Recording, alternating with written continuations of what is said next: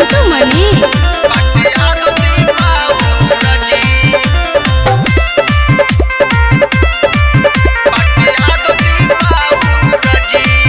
भोला भांग छोड़ दी पियल बाटे आदती बाबूर जी। गाजा भांग छोड़ दी पियल बाटे आदती बाबूर जी। हाथ बथे कलाई दुखाला हो,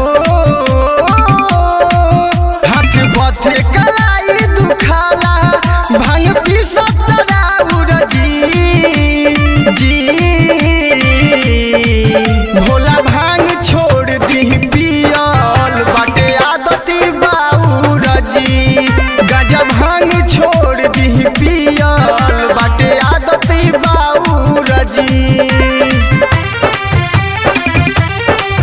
presented by सुरांगन संगीत स्टूडियो। गाजा भांग छोड़ दी पियल बाटे आदती बाबूर जी। इतना मगन काहे रहनी स्वामी, देवो में देव रउआ हई भोले दानी।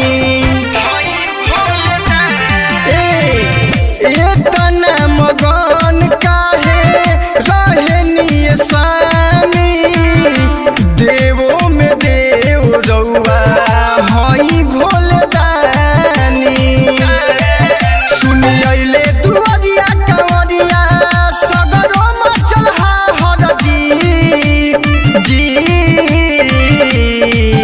भोला भांग छोड़ दी पियल बाटे आदती बाबूर जी।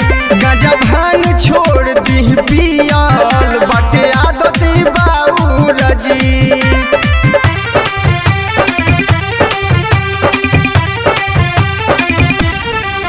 गाजा भांग छोड़ दी पियल बाटे आदती बाबूर जी।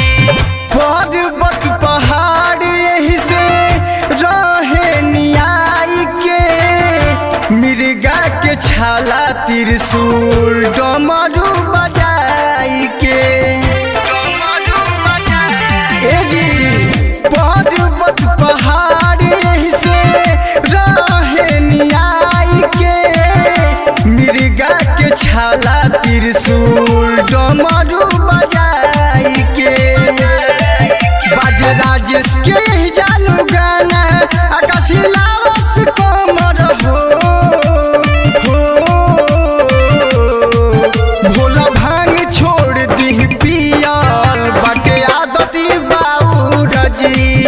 गाजा भांग छोड़ दी पियल बाटे आदती बाबूर जी।